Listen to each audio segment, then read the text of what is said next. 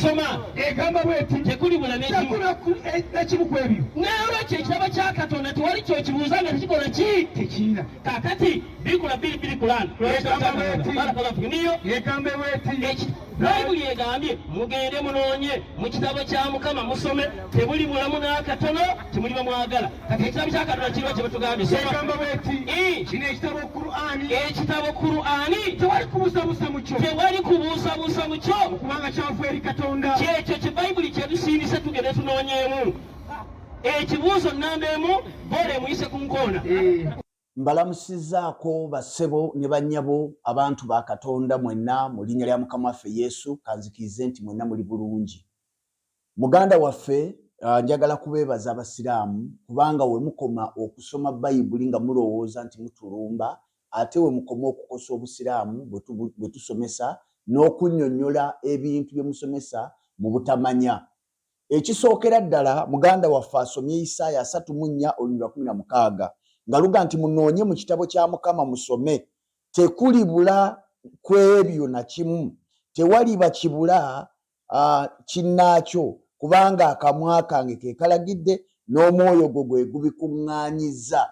N'apaaluuka n'agenda mu Qur'ani n'asoma essula ya 2 Suratul Bakara essula y'ente ng'ega nti dhalika likitabu la raiba fihi hudan lilmutakina nti ekitabo temuli kubuusabuusa mu kyo nga kyava eri Katonda era nga kyekiruŋŋamya abatya Katonda. Ekisooka n'adduka n'agamba nti Isaaya yali ayogera ku Qur'ani kubanga kyekitabo kya Katonda n'ajja akola ensobi ne yeeteeka eddobo mu kamwa bw'agambye nti ekitabo kya Katonda kiteekeddwa okubanga kinnyonnyola byonna era nga tekirina kyekibuzeemu. Ekyo nzikaanya naawe ku 10 ekitabo kya Katonda kiteekeddwa okubanga bwe tukibuuza ebibuuzo kisobola okubyanukula bulungi awatali kwewola wantu wonna. Kati leero njagala kuteeka Qur'ani ne Bayibuli ku minzaani tubibuuze ebibuuzo byonna byanukule. Bwe tugamba okubuuza mu abasiraamu mutegere kino tetwogera ku kubuuza ani mumpa olunyiriri nga Bayibuli egamba Bayibuli mu Bayibuli kubanga yo Qur'ani eraga Qur'ani munda mu Qur'ani nedda. Bassebo ne banyabe ebitabo bingi bizze bitulaga n'osoma ekyokulabirako. Tulina wano obutabo obubaddewo obujjudde obuwemu n'okuwemula. Onion yaliwo, red pepper yaliwo, kamunye yaliwo nga bw'osoma okuva ku peegi esooka okutuuka ku esembayo ojja kusanga ekigambo red pepper munda. Naye ekikulu si kusanga red pepper oba kamunye oba onion munda mu katabaako. Ekikulu bw'obikkula kikyosangamu. Ekitabo ekyo kyogera ki? Kikuyamba kigwe ng'omuntu? Kikuyamba ki mu bulamu bwo obw'omwoyo? Ekyo kyekikulu. Kati leero kyenjagala tukwateko nga tubuuza ebitabo byombi ebibuuzo ebifaanagana tulabe kiriwo ekisobola okwanukula kiriwo ekitasobola kwanukula. Ntandise bwe nti bassebo ne bannyaba bampuliriza njagala kubuuza Bayibuli omuntu akola atya okulokoka? Malembuuze Qur'ani omuntu akola atya okusiramuka mu biwandiiko? Ntandise n'okulokoka. Wama Bayibuli tubuulire omuntu akola atya okulokoka? Ekisookera ddala bassebo ne bannyabo Bayibuli ennyonnyola okulokoka kyeki? Befeso essula 2 olunya olw'omunaana Bayibuli egamba nti okulokoka kirabo kya Katonda. Okulokoka kirabo Katonda kyawa abantu obuwa nga totaddeemu ssente wabula olw'ekisa kya Katonda. Katonda kwatirwa ekisa n'akuwa ekirabo kye bayita obulokozi. Kati omuntu ayinza atya okulokoka? Ekisooka awulira enjiri kubanga kyawandiikibwa mu Maka essula 16 olunya olw'15 Yesu n'agamba abayigirizwa be mugende mu nsi yonna mubuulire enjiri eri amawanga gonna oyo awulira n'akkiriza agenda kulokoka. Balokoka batya? Baluumi 10:10 n'alyoka akugamba omuntu akkiriza na mutima gwe n'aweebwa obutuukirivu era n'ayatula n'akamwa ke okulokoka. Kikyakkiriza. Baluumi 10 olunya olw'omwenda n'alyoka akugamba kubanga bw'oyatula Yesu Kristo nga ye Mukama n'okkiriza mu mutima gwo nti Katonda yamuzuukiza mu bafu, otegedde ky'okkiriza okulokoka? Okkiriza Yesu Kristo nga ye Mukama n'okkiriza nti yazuukizibwa mu bafu, kubanga bwe yafa omusaayi gwe gwegwokwo ogulina amaanyi okunaazaako ebibi. Ye Matayo essula ya 26 olunya olwa 28. Ekyo okitegedde. Kati mbuuza Qur'an, omuntu akola atya okusiramuka? Obusiraamu butugamba nti bw'oba onoosiramuka olina okutoola shahada.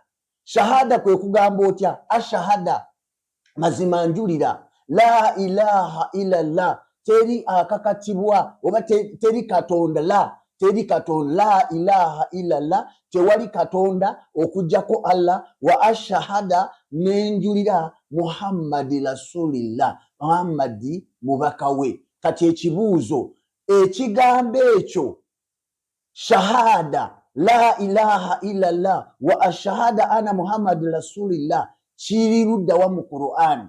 Mukwate Qur'an, mumpeeyo ekigambo ekyo mu Qur'an nga kiwandiikiddwa mu aya ya Qur'an. Manyi mugenda kupaaluuka emisindo, manyi mwekwata ku bisubi, mugenda kudduka muleete sura ya 3 aya ya 18. Awo Allah ng'ajulira, ashhadu Allah nga yajulira, Allah ng'ajulira, ate nakyo kirimu Allah yekka. Njagala aya ng'egamba nti mutoole shahada musiramuke nga mugamba nti Allah teri akakatibwa okusinzibwa okujjako Allah yekka ne Muhammadi mubaka we. Aya gye njagala, ekyo kimu. Kati bwe mba temukiina kitegeeza nti tebangayo omuntu asiramuka kubanga kyemukola kiba kizuusi. Ekyo mukitegedde. Nziruse ku nsonga ey'okubiri. Bassebo ne bannyabo, omuntu bw'alokoka n'ayingira obulokozi, tumubatiza. Tubatiza omuntu oyo ne tumutwala ne tumubatiza. Tubijja ludda wa? Lwaki tuteekeddwa okumubatiza? Ekisooka, Mukama waffe Yesu Kristo yatuwa ekyokulabirako, ye kennyini n'abatizibwa. Mu Matayo essula ey'okusatu olunya olw'13 mpaka ku lunya olw'17 Yesu Kristo yabatizibwa, era bwe yava mu mazzi Omwoyo Omutukuvu n'akka kuyenga ejjiba, na eddoboozi ne liva waggulu nga ligamba, ono ye mwana wange gwe njagala, gwe nsanyukira, mumuwulirizenga. Teyakoma awo. Yesu Kristo yennyini naye n'abatiza. Tubisanga ludda wa? Mu Yokaana essula ey'okumeka ey'okusatu olunyiriri bassebo ne bannyabo lwakumeka lwabiri, olunyiriri olw'okumeka olunyiriri olw'amakumi 22. Yokaana 3:22. Yesu Kristo naye kennyini yakola atya? Yabatiza. Yesu n'abatiza. Yesu n'akola atya? N'abatiza. Nga Yesu kennyini yabatiza. Yesu abatiziddwa. Yesu takomye ku kubatizibwa, naye kennyini n'abatiza. Yokaana essula nkugambye ya 3 olunyiriri olw'22. Teyakoma awo, n'atuma abayigirizwa be n'abagamba mugende mubatize. Matayo essula ya 28 olunya 18 n'olw'19. Yesu atuma abayigirizwa be n'abagamba nti mugende mufuule amawanga gonna abayigirizwa nga mubabatiza okuyingira mu linnya lya Kitaffe n'Omwana n'Omwoyo Omutukuvu. Ekyo kya Bukristaayo, tukikola kubanga kiri mu Bayibuli. Kati mbuuza, omusiraamu omuntu leero bw'alokoka, manya bw'asiramuka nga nze, najja mu busiraamu, ekiddako kumwambula mpale na kumukomola. Ekyo tekyegaanika, mumanyi okukyegaana naye bwe mukola. Kati njagala kubuuza, mbuuze eno Qur'an, kubanga omusiraamu yennyini atugambye nti ekitabo kya Katonda kiteekeddwa okubanga kirimu byonna, kyekikifula ekitabo kya Katonda. Kati mbabuuza bye mukola. Bwe mukomola omuntu mumukomolera mu aya ki? Aya ki nga Nabbi Muhammad bamukomola? Ekyo kimu. Ekyokubiri, aya ki Nabbi Muhammad nga alina gwe yakomola? Ebyo bibiri. Ekyokusatu, aya ki nga Allah alagira okukomola mu Qur'ani? Njagala aya.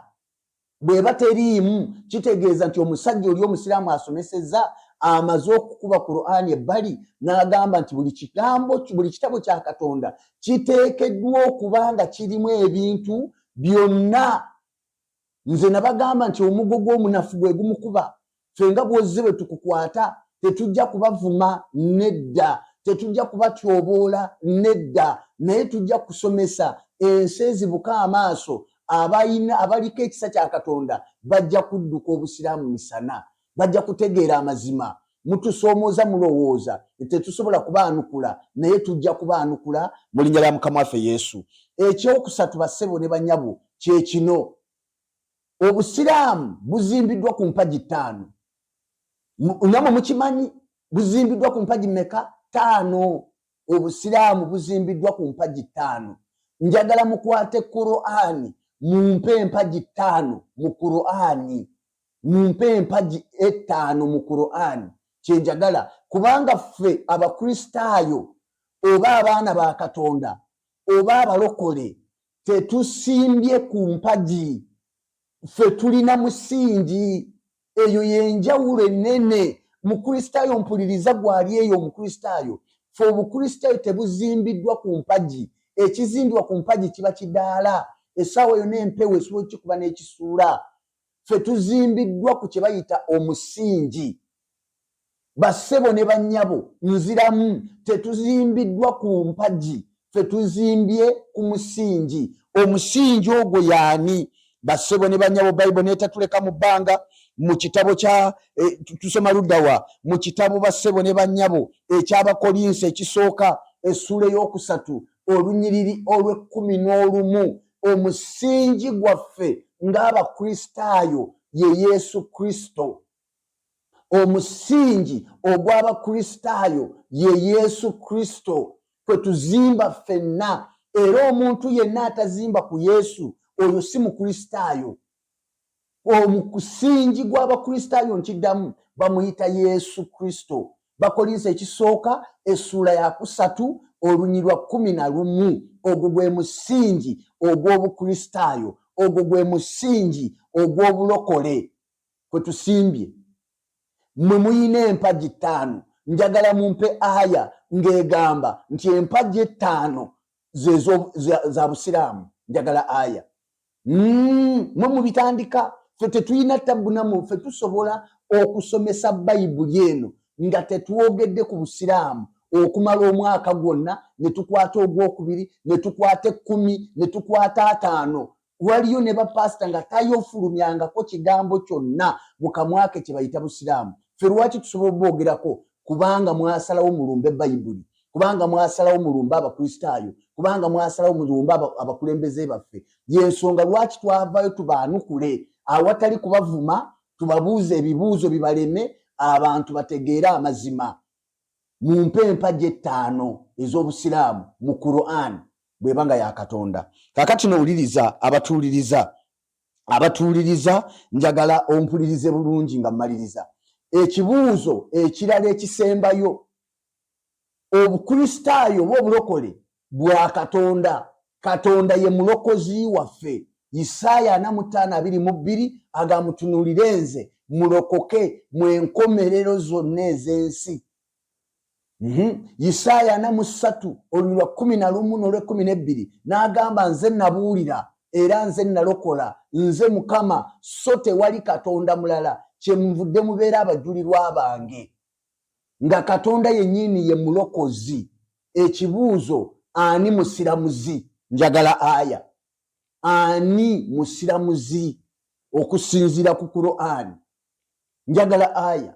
Mumpe aya. Sinabavuma nze, njagala aya. Era oluvo nga mugamba oyo omusajja avuma obusiraamu. Ebyo si bivumo, ebyo bibuuzo. Ebyo bibuuzo. Mwekuŋŋaanye. Mumpe aya nga temunaba kulumba Bayibuli. Mutuwe aya. Ani musiramuzi? Ani musiramuzi? N'olwekyo bassebo ne bannyabo njagala kubategeeza bwenti.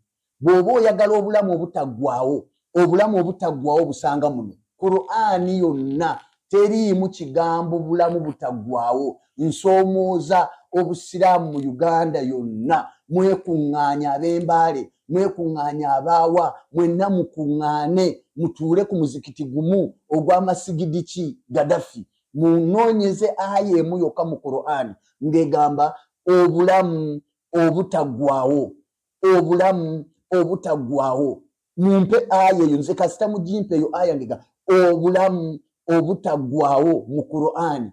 Leero ndayira munone muntwale munkomole munsiramule munfuule omusiraamu. Bwe mundagira okutema empale nja kuzitema, bwe mundagira obutasala birevu sijja kubisala, nzikiriza bitwakaale nga bwe mwagala. Mumpe aya egi mu Qur'ani eno ng'egamba nti obulamu obutaggwaawo. Mumpe aya mu Qur'ani eno ng'egamba nti Muhammadi baamukomola. Mumpe aya mu Qur'ani eno egamba abakazi obutabuulira. Mumpe aya mu Qur'ani eno egamba abakazi okubateeka emabega ne muteekawo kateni. Aya kyebalagira okuteeka kateni mu muzikiti.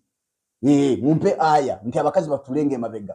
Mumpe aya mu Qur'ani ebagaana okuteekamu entebe mu muzikiti nebaga nti mutuule wansi ng'abasamize. Mumpe aya. Mumpe aya kubanga omusajja atugambye nti ekitabo kya Katonda kiteekeddwa okubanga kirimu ebintu byonna. Kyekimbuuzisa ebibuuzo.